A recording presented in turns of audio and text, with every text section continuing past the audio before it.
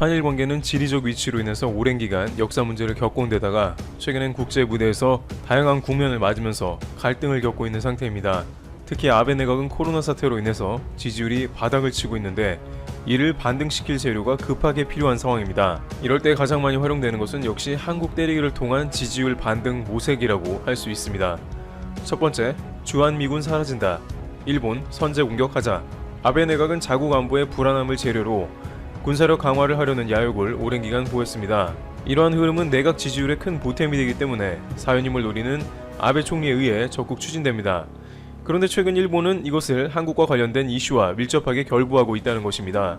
일본의 언론들은 최근 월스트리트 저널 등에서 보도가 된 미 국방부가 주한미군을 철수한다는 옵션에 대해서 집중적으로 보도하고 있습니다. 방위비 관련 협상이 잘 되지 않으면 트럼프 대통령이 한국에서 주한미군을 철수시킬 수 있다는 얘기가 오랫동안 이뤄졌었는데 이제 그것이 미 국방부까지 관여가 되고 있다는 것입니다. 전 세계에 걸쳐 있는 미군을 순환 배치하는 과정에서 주한미군을 일본과 괌 등에 재배치하는 방법도 고려됩니다. 그런데 주한미군 철수 금지안을 미 의원들이 발의해 통과시켜 한국에서 주한미군 철수가 가능한가라는 질문이 있지만 이 법안에는 행정적 예외 사항이 있어 트럼프 대통령이 이를 활용한다면 주한미군 감축이 가능하다는 것이죠. 일본은 여기서 놓치지 않고 자국의 역할을 적극 강조합니다. 만약 주한미군 철수가 실제로 이뤄진다면 중국, 북한, 러시아 등이 한국의 공세로 나올 수 있고 그것은 일본에도 안전하지 않은 사안이기 때문에 일본이 적극 무장을 강화해야 한다는 것입니다. 그러면서 일본 주변국들을 먼저 선제 공격할 수 있는 적기지 공격 능력을 강화해야 한다고 하는 것이죠. 안 그래도 일본은 이번 달에 발간된 방위 백서에서 북한이 일본을 핵 공격할 수 있다고 기술했습니다. 따라서 북한을 선제 공격할 수 있는 무기와 군사력을 적극적으로 늘려야 한다는 것을 보여주고 있습니다. 일본 국민들도 이에 대해서는 찬성하는 쪽입니다. 북한이 실제 상공을 지나서 대륙간 탄도미사일을 발사한 전례가 있기 때문에 가능하다면 일본도 그에 관한 방어 능력을 충분히 갖춰야 한다는 것이죠. 그리고 가장 일본 언론들이 강조하는 점은 중국에 대한 경계라고 할 수 있습니다.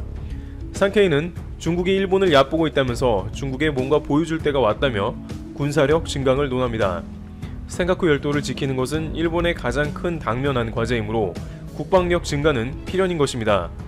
여기에 고노다로 방위상은 적극적인 방어 능력은 상대방을 먼저 공격하는 능력까지 포함한다면서 헌법을 다르게 봐야 한다는 속내를 본격적으로 드러내면서 전쟁 가는 국가로 가려고 합니다.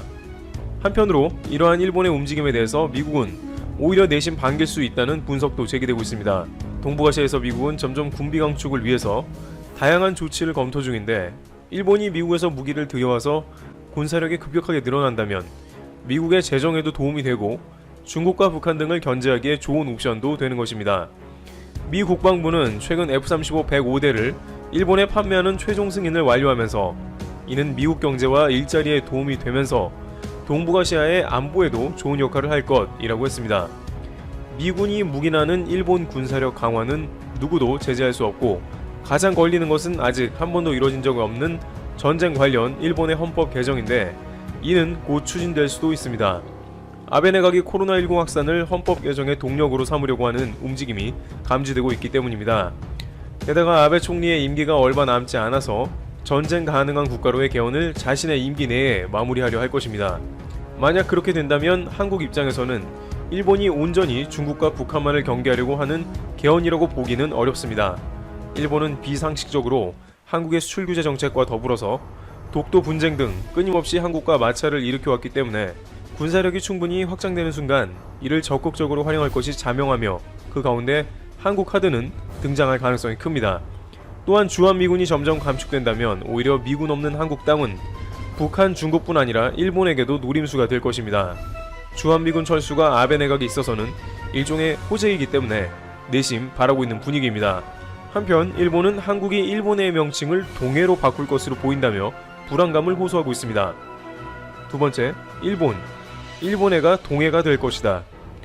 일본 우익 언론은 연일 한국이 최근 다양한 국제 무대에서 눈에 띄고 있다며 끌어내려야 한다는 의견을 전개합니다.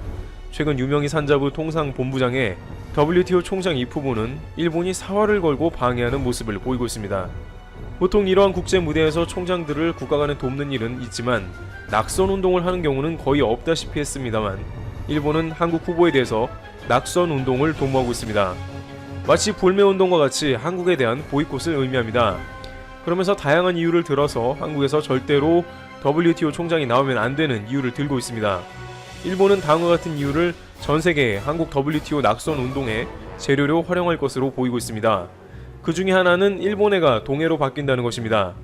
과거의 반기문 총장의 예를 기억하자는 것인데, 반기문 총장이 과거 유엔 근무할 때 그는 한국 서울의 오케스트라를 유엔에 초대했으며 팜플렛을 배포했는데 그 지도에서 일본해가 동해로 표기되었다는 것이고, 이는 명백히 국제 룰을 어겼다는 것입니다.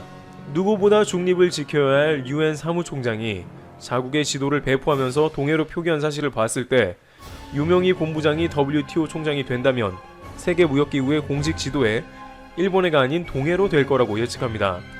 또한 반기문 유엔 총장 재직 당시에 한국의 뮤지컬 안중근 공연에 각종 유엔 대사를 초청하기도 했다는 것입니다.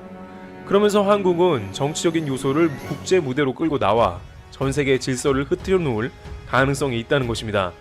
따라서 유명희 통상본부장이 WTO 총장이 되는 것은 반기문 유엔 총장의 시즌2가 될 것이라고 보는 것입니다.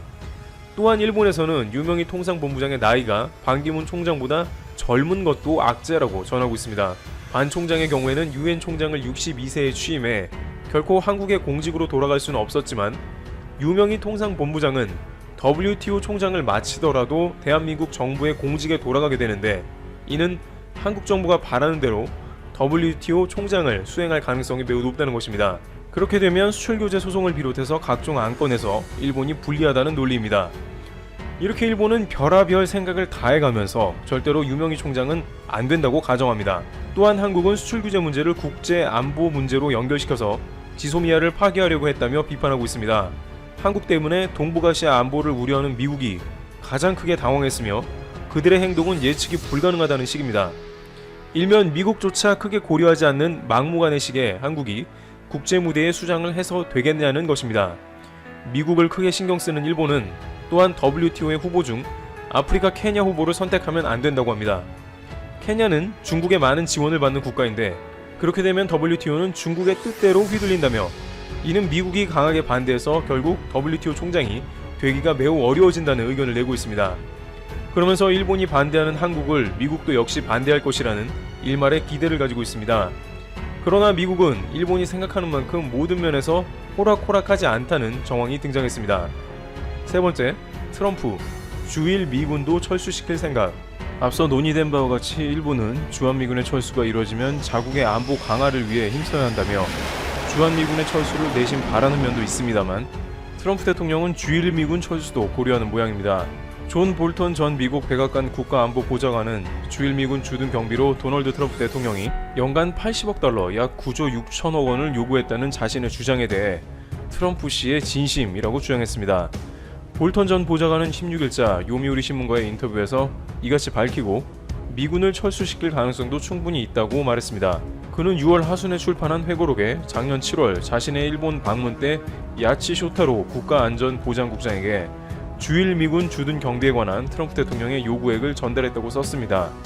볼턴 전 보좌관은 트럼프 대통령이 주한미군 주둔 경비로 연간 50억 달러를 요구한 것에 대해서는 주둔 경비 전체의 50%를 덧붙여 올린 금액이라고 회고록을 통해 밝힌 바 있습니다. 그는 트럼프 대통령은 일본을 지키는데 미국이 이익을 내야 한다고 생각하고 있다면서 주한미군과 비슷한 방식으로 주일 미군 주둔 경비 요구액을 산정했음을 시사했다고 요미우리는 전했습니다. 막상 일본도 한국과 크게 다르지 않은 입장으로 트럼프 아베 정상 간의 친분이 두텁다고는 하지만, 트럼프 대통령은 일본에는 규모에 맞게 훨씬 큰 이익을 봐야 하고 그렇지 않으면 미군 철수라는 트럼프 동맹 공식을 여지없이 내밀고 있는 것입니다. 주한미군 철수와 같은 일은 일본에도 동일하게 일어날 수 있다는 것이며, 일본도 연간 10조 원의 방위비를 지불할 생각이 없기 때문에 미국이 주는 방위비 스트레스는 트럼프 대선 전까지 계속해서 시달리는 것은 한국과 다르지 않을 것입니다. 트럼프 대통령은 대선 전에 주한미군 철수를 비롯해서 관련 사안을 검토할 것으로 전해집니다. 미국도 일본의 최우선 동맹이라는 생각은 버려야 하는 순간이 올 수 있는 것입니다. 이와 같이 일본은 한국과 다양한 국제 무대에서 한국을 견제하거나 비교하는 모습을 보입니다. 특히 국제기구의 수장이 되려는 한국을 온갖 견제 수단을 동원해서 막으려고 합니다. 그러나 일본의 이러한 행동은 앞뒤가 맞지 않는 아전 인수격임을 알 수 있습니다. 강제징용 판결을 수출 규제로 연결시켜 국제법을 무시한 자신들의 행동은 문제가 없다고 하면서 한국에는 WTO 총장이 과연 자질이 있겠냐면서 끊임없는 공격을 하고 있기 때문입니다. 최근엔 유네스코에 강제징용 역사를 알리겠다고 약속까지 하고 전시관에는 오히려 군함도 전체를 왜곡 날조하고 있습니다. 앞으로 일본이 군사력을 강화하려 함에 따라 더욱더 한국과의 갈등은 가속화될 것으로 관측됩니다. 트레블튜브 여기서 마치겠습니다.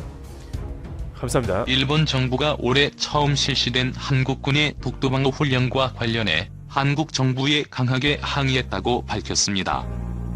스가 요시히데 관방장관은 오늘 오후 기자회견에서 역사적, 국제법적 상으로도 명백하게 일본 고유의 영토라는 점을 고려하면 절대 받아들일 수 없는 유감스러운 일이라고 주장했습니다. 또 이번 사안과 관련해 한국 측에 즉각 강하게 항의했다면서 한일 관계에 있어 어려운 상황이 이어지고 있지만 다양한 현안에서 한국 측의 적절한 대응을 계속 요구하겠다고 덧붙였습니다. 앞서 우리 해군은 해경, 공군과 함께 지난 2일 민간 선박의 영해 침범과 군사적 위협 상황을 가정한 동해 영토 수호 훈련을 실시했습니다. 이번 훈련에는 함정 7에서 8척과 F-15K를 포함한 항공기 4에서 5대가 참가한 것으로 알려졌으며 다만 코로나19 상황이 고려돼 독도 상륙은 이루어지지 않았습니다. 강제징용 피해자들에 대한 대법원의 배상 판결에 따라 한국 법원이 압류된 일본 기업의 자산 매각, 현금화 절차를 시작한 것은 양국 간 강제징용 문제 해법 논의를 재개하는 계기가 될 수 있다. 정부는 현금화 절차가 진행되는 동안 일본과 해결책을 모색할 계획이다. 일본도 문제의 심각성을 알고 있기 때문에 전보다 적극적인 협의가 이루어질 것이라고 기대하고 있다. 하지만 양측 입장 차이가 워낙 큰 데다 국내 정치적 이유로 양국 모두 물러서기가 쉽지 않다. 정부 일각에서는 5일 현금화를 막기 어렵고 당장 외교적 해결책을 마련하는 것도 쉽지 않기 때문에 현금화 이후 일본의 보복 조치에 대비해야 한다는 지적이 제기되고 있다. 일본은 법적, 경제적, 외교적 보복 조치를 준비 중인 것으로 알려졌다. 아소 타로 일본 부총리 겸 재무상은 지난해 12월 언론 인터뷰에서 무역, 금융 분야에서 제재를 가할 수 있다고 언급했다. 산케이 신문은 일본 정부가 두 자릿수 보복 조치를 준비 중이라고 보도했다. 일본은 한국 정부가 소유한 일본 내 자산을 압류하거나 한일 청구권 협정을 위반했다는 명분으로 국제사법재판소에 한국을 제소하는 법적 조치를 취할 가능성이 있다. 외교적 조치로는 비자 발급 제한, 주한 일본 대사 귀국 조치 등이 꼽힌다. 경제적 보복 조치로는 한국 기업의 일본 의존도가 높은 품목을 골라 수출 규제를 강화하는 조치가 예상된다. 또 한국 기업에 대한 대출금 회수와 같은 금융 보복이나 신용등급 인하 등도 예상된다. 하지만 일본이 이 같은 대응 조치를 꺼내들기는 사실상 쉽지 않아 보인다. 법적 조치는 논란의 여지가 있는 무리수이며 비자 제한과 같은 외교적 보복 조치는 코로나19 사태로 이미 시행 중이다. 경제적 보복은 일본에도 피해가 갈 수 있다. 한 외교 소식통은 지난해 일본은 반도체, 디스플레이 관련 핵심 소재의 수출 규제와 화이트리스트 제외 등을 사실상 가장 효과적인 보복 조치라고 판단해 꺼내들었던 것이라며 지금 거론되는 일본의 보복 조치들은 효과가 제한적일 수 있다고 지적했다. 일본 아베 신조 내각이 코로나19 확산 대응 문제와 관련해 대내외적으로 비판받고 있는 가운데 정권의 우호적인 산케이 신문 여론조사에서조차 내각 지지율이 30%대로 급락한 것으로 조사됐다. 우익 성향인 산케이 신문은 2일 계열사인 FNN과 함께 지난달 30에서 31일 전국 18세 이상 남녀 1,000명을 대상으로 유무선 전화 여론조사를 실시한 결과 아베 내각 지지율은 36.4%로 나타났다고 보도했다.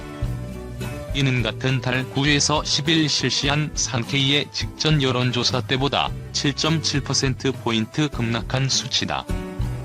지지하지 않는다는 응답 비율은 52.5%로 같은 기간 조사 대비 10.6%포인트나 상승했다. 산케 여론조사에서 아베 내각 지지율은 지난 2월 조사 이후 가장 낮았다. 2012년 12월 제2차 아베 정권 출범 이후 실시되었던 산케 여론조사 중에선 세 번째로 낮은 수치다. 또한 지난달 실시된 마이니치 신문과 아시히 신문의 여론조사에선 아베 내각 지지율이 각각 27%, 29%로 나타나 20%대로 추락한 바 있다. 최근 아베 정권의 지지율 급락에는 구로카와 히로무 전 도쿄고검 검사장의 마작 스캔들이 큰 영향을 미친 것으로 전해졌다. 코로나19 긴급사태 기간 내기 마작을 한 구로카와 전 검사장에 대해 아베 정권이 경고 수준의 처분만 함으로써 그에게 퇴직금을 받을 수 있게 한 것에 대해 이번 산케 여론조사의 응답자 80.6%는 납득할 수 없다고 답변했다.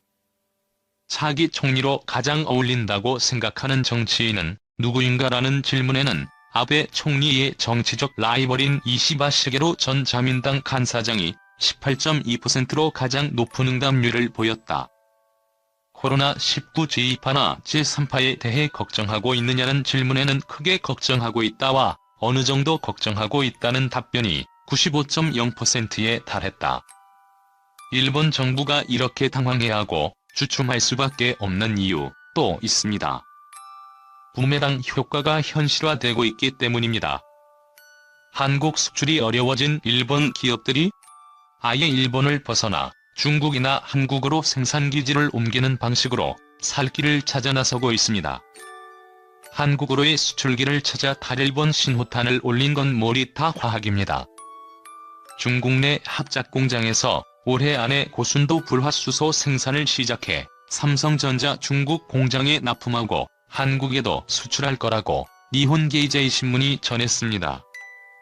중국에서 중간 재료인 불산을 만들고 이를 일본에 들여와 고순도 불화수소로 가공해 한국에 공급했지만 이제는 아예 완제품을 중국에서 만들겠다는 겁니다.